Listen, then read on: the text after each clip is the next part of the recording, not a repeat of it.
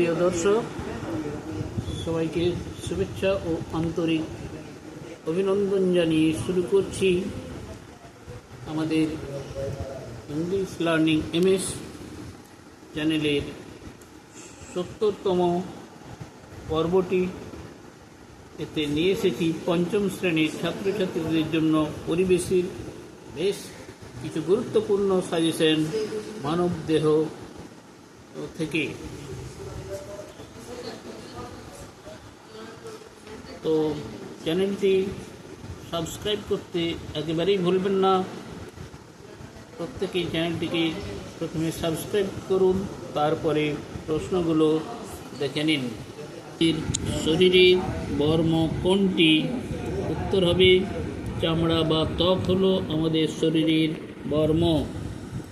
2 নম্বর, ত্বকের কোন স্তরে রক্ত থাকে না? ত্বকের উপরের স্তরে রক্ত থাকে না। চামড়ার রং কালো হয় কেন?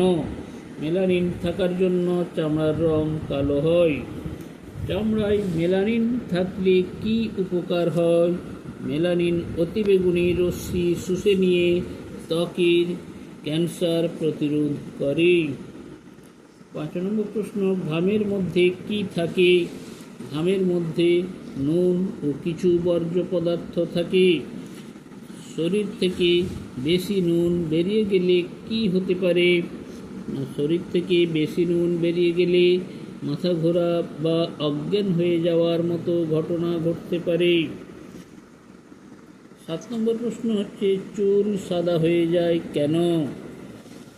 উত্তর, বয়স বাড়লে শরীরে মেলানিন তৈরি কমে যায়, তাই চুল সাদা হয়ে যায়।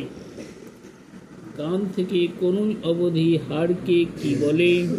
কান থেকে কনুই অবধি হাড়কে হিউমেরাস বলে।